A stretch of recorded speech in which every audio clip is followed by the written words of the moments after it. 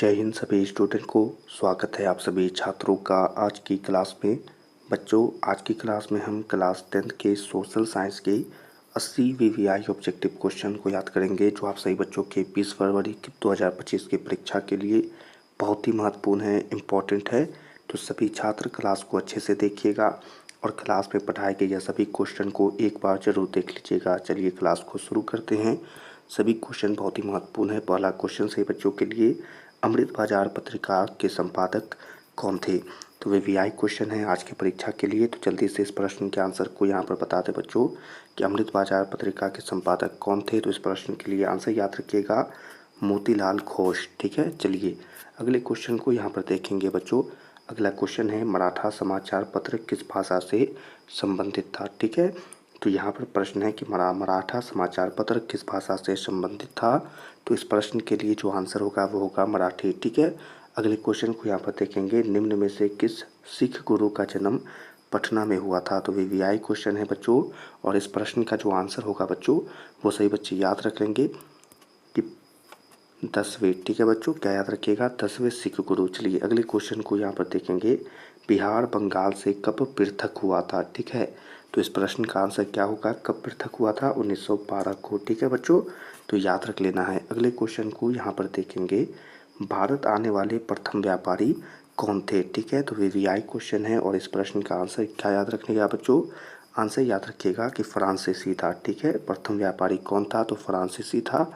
अगले क्वेश्चन को यहाँ पर देखेंगे, उत्तरी एवं दक्षिणी वियतनाम का एकीकरण कब हुआ था? ठीक है, तो वीवीआई प्रश्न है और इस प्रश्न का जो आंसर है बच्चों वो याद रखेंगे कि कब हुआ था। तो 1975 को हुआ था। ठीक है, चलिए अगले क्वेश्चन को यहाँ पर देखेंगे, दिसंबर 1929 में किस नदी के तट पर नेहरू जी द्वारा तिरंगा फहराया गया था?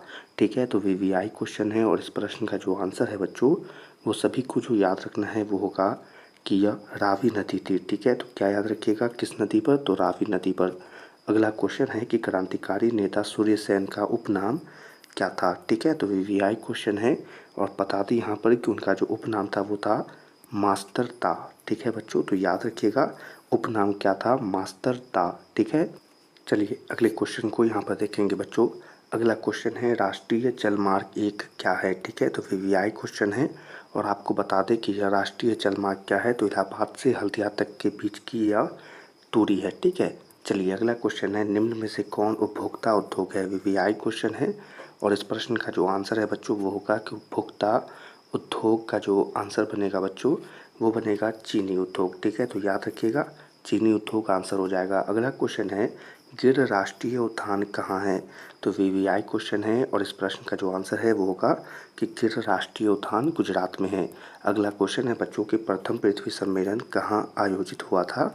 वीवीआई क्वेश्चन है और इस प्रश्न का आंसर बता दें कि यह कहाँ आयोजित हुआ था, रियो डी जेनेरियो में। ठीक है, तो आंसर याद रख लीजिएगा। अगला क्वेश्चन है बच्चों, निम्न में से कौन खरीफ फसल है? तो वीवीआई क्वेश्चन है और बहुत ही आसान प्रश्न है बच्चों और सभी याद रख लीजिएगा कि खरीफ फसल कौन है, तो कपास है। अगला क्वेश्चन है, बांध को आधुनिक भारत का मंदिर किसने कहा था बच्चों? ठीक है, तो बांध को आधुनिक भारत का मंदिर किसने कहा था? तो पंडित नेहरू ने कहा था। सही बच्चे याद रख लीजिएगा। अगला क्वेश्चन है, मरुस्थलीय मृदा कहाँ मिलती है? तो वीवीआई क्वेश्चन है बच्चों और बताते हैं कि मरुस्थलीय मृदा कहाँ मिलती है। तो राजस्थान में मिलती है। सही बच्चे याद रख लीजिएगा। चलिए अगले क्वेश्चन को यहाँ पर देखेंगे बच्चों। प्रश्न है, भारत का सबसे छोटा रेलवे क्षेत्र कौन है? ठीक है, तो वीवीआई क्वेश्चन है और आंसर हो जाएगा उत्तर पूर्वी रेलवे क्षेत्र। ठीक है बच्चों, तो याद रख लीजिएगा। चलिए अगले क्वेश्चन को यहाँ पर देखेंगे, निम्न में से कौन लोकतंत्र का प्राण है? तो वीवीआई क्वेश्चन है और यहाँ पर इस प्रश्न का आंसर होगा कि लोकतंत्र का प्राण कौन है बच्चों? जो राजनीतिक दल है। ठीक है, तो याद रखिएगा। अगला क्वेश्चन है, भारतीय कम्युनिस्ट पार्टी की स्थापना कब हुई थी? तो वीवीआई प्रश्न है बच्चों और इसकी स्थापना कब हुई थी? तो 1925 को हुई थी। सही बच्चे याद रख लीजिएगा। अगला क्वेश्चन है, किसने कहा लोकतंत्र जनता का, जनता के लिए तथा जनता के द्वारा शासन है? तो वीवीआई प्रश्न है और इस प्रश्न का आंसर अब्राहम लिंकन हो जाएगा। अगला क्वेश्चन है, भारत में कौन शासन प्रणाली है?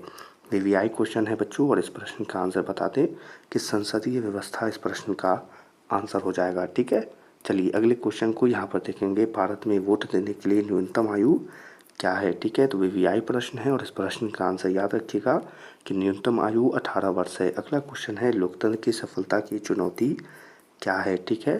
तो महत्वपूर्ण प्रश्न है, परीक्षा में बहुत बार आता है बच्चों। तो इसमें से आंसर जो हो जाएगा बच्चों वो हो जाएगा इनमें से सभी, यानी कि डी, ठीक है। ये भी सही, ये भी सही और ये भी सही है। आंसर क्या होगा? ऑप्शन नंबर डी, ठीक है। चलिए अगले क्वेश्चन को यहाँ पर देखें। अगला क्वेश्चन है बच्चों, भारत में राष्ट्रीय आपातकाल की घोषणा कब हुई थी, ठीक है। तो वीवीआई प्रश्न है और आंसर याद रख लीजिएगा 1975 इस प्रश्न का आंसर हो जाएगा। अगला क्वेश्चन है सुनामी प्रभावित क्षेत्र में मकानों का निर्माण कहाँ करना चाहिए। तो वीवीआई क्वेश्चन है और बहुत ही आसान प्रश्न है, सही बच्चों को याद रख लेना है कि सागर तट से दूर इस प्रश्न का आंसर होगा। अगला क्वेश्चन है समाजवादी अर्थव्यवस्था का गुण है, ठीक है। तो वीवीआई प्रश्न है बच्चों और इस प्रश्न का आंसर बता दें सभी को कि सामाजिक कल्याण इस प्रश्न का आंसर हो जाएगा, ठीक है। क्या गुण है? सामाजिक कल्याण। अगला क्वेश्चन है विकसित देशों की आय में वृद्धि के लिए किस पद का प्रयोग होता है। तो इस प्रश्न का जो आंसर होगा बच्चों वो सभी को जो याद रखना है वो क्या होगा बच्चों, इस प्रश्न का आंसर समावेशी विकास, ठीक है। तो याद रख लीजिएगा समावेशी विकास। अगले क्वेश्चन को यहाँ पर देखेंगे। तो निम्न में से कौन प्लास्टिक मुद्रा है। तो वीवीआई प्रश्न है और इस प्रश्न का आंसर होगा डेबिट कार्ड, ठीक है। तो डेबिट कार्ड क्या है? तो प्लास्टिक मुद्रा है।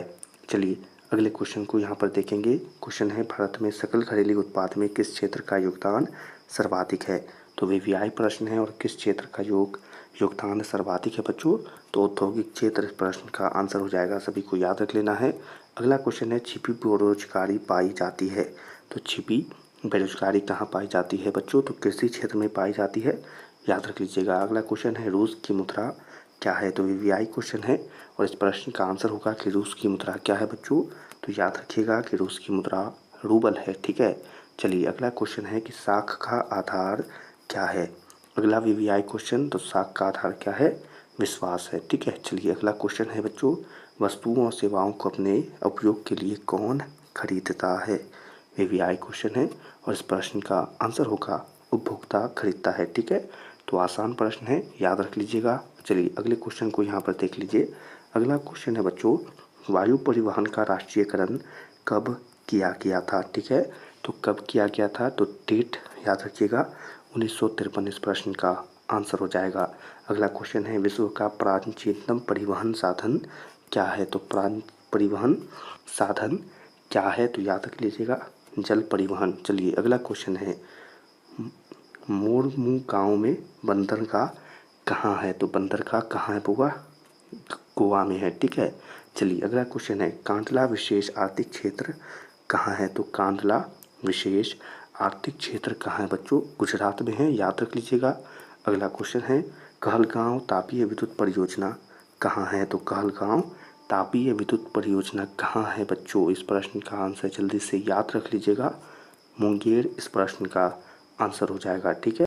चलिए अगले क्वेश्चन को यहाँ पर देखेंगे। अगला क्वेश्चन है जलवेरिन संबंधित है तो क्या। तो ये क्वेश्चन है कि जलवेरिन संबंधित है, किससे संबंधित है बच्चों? तो व्यापारियों से संबंधित है, याद रखिएगा। अगला क्वेश्चन है जर्मन राण्य राज्य का निर्माण किसने किया था। तो जर्मन राण्य राज्य का निर्माण नेपोलियन बोनापार्ट ने किया था, सभी को याद रखना है।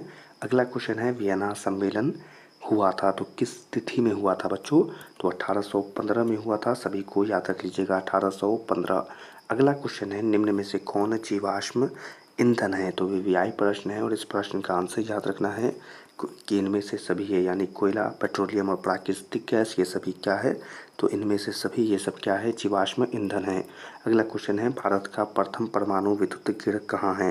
प्रत्येक वर्ष यह प्रश्न पूछता है और इसका आंसर सभी को जो याद रखना है बच्चों वो हो जाएगा तारापुर, ठीक है। तो याद रखना है। चलिए अगले क्वेश्चन को यहाँ पर देखेंगे बच्चों। अगला क्वेश्चन है मणिकरण भूतापीय ऊर्जा संयंत्र किस राज्य में है। तो किस राज्य में है? तो आपको आंसर याद रखना होगा हिमाचल प्रदेश, याद रख लीजिएगा। अगला क्वेश्चन है सिंदरी किस उद्योग के लिए जाना जाता है। तो सिंदरी किस उद्योग के लिए जाना जाता है? उर्वरक उद्योग के लिए जाना जाता है, सभी याद रख लीजिएगा। अगला क्वेश्चन है एशिया में सबसे पुराना रेलवे वर्कशॉप कौन है। तो सबसे पुराना रेलवे वर्कशॉप है जमालपुर रेलवे वर्कशॉप। अगला क्वेश्चन से बच्चों के लिए सिलिकॉन शहर के नाम से कौन प्रसिद्ध है। तो सिलिकॉन शहर के नाम से कौन प्रसिद्ध है बच्चों? तो बेंगलुरु इस प्रश्न का आंसर होगा, याद रख लीजिएगा।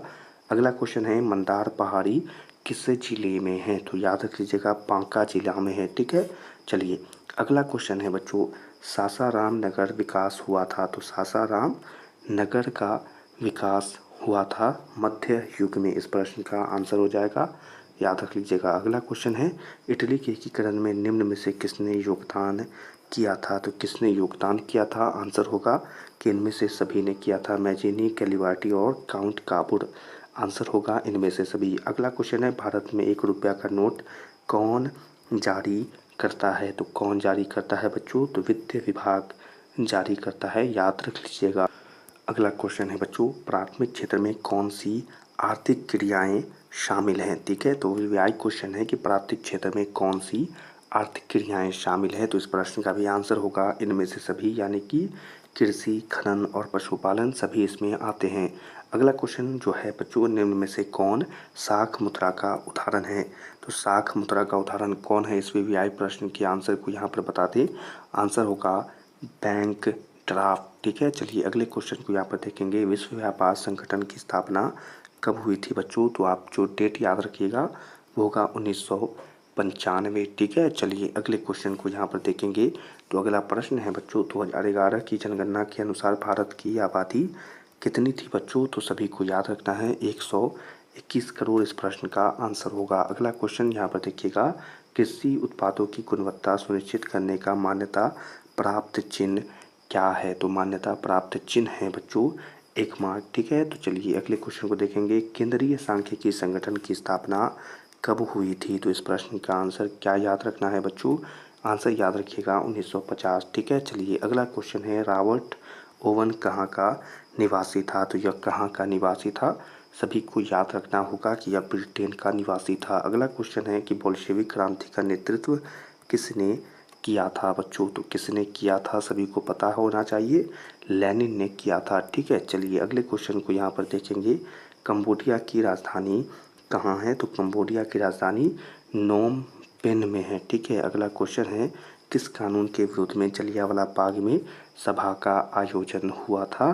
तो रॉलेट एक्ट। ठीक है, सभी याद रखिएगा रॉलेट एक्ट। अगला क्वेश्चन है बच्चों, किसने अनुरोध पर महात्मा गांधी चंपारण आए थे? तो इस प्रश्न का जो आंसर है बच्चों वो होगा राजकुमार शुक्ल के अनुरोध पर। ठीक है, तो याद रखिएगा। अगला प्रश्न से बच्चों के लिए, वल्लभ भाई पटेल को सरदार की उपाधि किस किसान आंदोलन के दौरान दी गई थी? तो बहुत ही वीवीआई क्वेश्चन है और आंसर होगा बारतोली। ठीक है, चलिए अगला क्वेश्चन है कि फ्लाइंग शटल का आविष्कार किसने किया था? तो आंसर याद रखिएगा बच्चों, इसका आविष्कार जॉन के ने किया था। ठीक है, चलिए अगला क्वेश्चन है कि भारत में पहली जूट मिल कहाँ स्थापित की गई थी? तो आंसर होगा कि कलकत्ता में स्थापित की गई थी। अगला क्वेश्चन है, सुखाड़ का कारण क्या है? तो सुखाड़ का कारण है जल का अभाव। ठीक है, चलिए अगला क्वेश्चन है, संचार का सबसे लोकप्रिय साधन क्या है? तो आंसर याद रखना होगा रेडियो। ठीक है, चलिए अगले क्वेश्चन को यहाँ पर देखेंगे बच्चों। तो अगला क्वेश्चन है, बाढ़ का प्रमुख कारण है? तो बाढ़ का प्रमुख कारण है इनमें से सभी, इस प्रश्न का आंसर हो जाएगा। ठीक है, जल की अधिकता, नदी तल में मलबों का विक्षेपण और वर्षा की अधिकता। ठीक है, चलिए अगला क्वेश्चन है, भूकंप संभावित क्षेत्रों में भवनों की आकृति कैसी होनी चाहिए? तो आंसर होगा आयताकार। अगला क्वेश्चन है, भारत में सबसे बड़ा लौह अयस्क उत्पादक राज्य कौन है? तो आंसर हो जाएगा बच्चों इस प्रश्न का कि कर्नाटक है। ठीक है, तो वीवीआई क्वेश्चन है, याद रख लीजिएगा। अगला क्वेश्चन है, सीमेंट उद्योग का कच्चा माल क्या है? तो याद रखिएगा कच्चा माल चूना पत्थर है। अगला क्वेश्चन है, भारत में कितने सार्वजनिक क्षेत्र के तेल परिष्करण केंद्र कार्य कर रहे हैं? तो आंसर होगा कि कार्य कर रहे हैं 18। ठीक है, चलिए अगला क्वेश्चन है, हीराकुंड परियोजना किस नदी पर है? तो वीवीआई प्रश्न है और आपको क्या याद रखना होगा? आंसर याद रखिएगा बच्चों महानदी। ठीक है, तो महानदी इस प्रश्न का आंसर हो जाएगा। अगला क्वेश्चन है, दक्षिण अफ्रीका के प्रथम अश्वेत राष्ट्रपति कौन थे? तो आपको याद रखना होगा बच्चों नेल्सन मंडेला। चलिए अगले क्वेश्चन को यहाँ पर देखेंगे। अगला क्वेश्चन है बच्चों कि श्रीलंका कब आज़ाद हुआ था? ठीक है, तो वीवीआई क्वेश्चन है और इस प्रश्न का आंसर सभी को याद रखना होगा कि 1948 में स्थापित हुआ था। ठीक है, चलिए आज़ाद हुआ था। अगला क्वेश्चन है कि समता पार्टी का विलय किस राजनीतिक दल में हुआ था? तो वीवीआई क्वेश्चन है और आंसर याद रखिएगा कि जनता दल यूनाइटेड में हुआ था। अगला क्वेश्चन है कि निम्न में से कौन नगर निगम के आय का स्रोत नहीं है, तो इस प्रश्न का आंसर होगा आयकर। अगला क्वेश्चन है निम्न में से कौन पंचायत की वास्तविक सभा है, तो इस प्रश्न का आंसर याद रख लीजिएगा बच्चों, आंसर जो होगा वो होगा ग्राम सभा। ठीक है। अगला क्वेश्चन है राज्यपाल की नियुक्ति कौन करता है, तो इस प्रश्न का जो आंसर याद रखना है कि राज्यपाल की नियुक्ति राष्ट्रपति करता है। अगला क्वेश्चन है स्थानीय स्वशासन राज्य के नीति निर्देश सिद्धांतों के किस अनुच्छेद में है, तो किस अनुच्छेद में है, तो अनुच्छेद 40 इस प्रश्न का आंसर हो जाएगा। अगला क्वेश्चन है ग्राम कचहरी में मुकदमे सुलझाए जाते हैं, तो आंसर होगा ए और बी दोनों, यानी कि दीवानी मामले और फौजदारी मामले।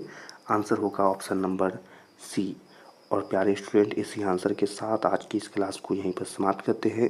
क्लास में पढ़ाए गए यह प्रत्येक क्वेश्चन बहुत ही महत्वपूर्ण है, बहुत ही इम्पोर्टेंट है, तो अपने परीक्षा से पहले इसे ज़रूर याद कर लीजिएगा और इसमें से जितने भी प्रश्न आपकी परीक्षा में आए उसे ज़रूर बना कर आइएगा, अपनी परीक्षा को अच्छे से दीजिएगा। चलिए आज की क्लास को यहीं पर समाप्त करते हैं। सभी छात्रों से मिलेंगे अगली क्लास में, तब तक के लिए आप सभी छात्रों को जय हिंद।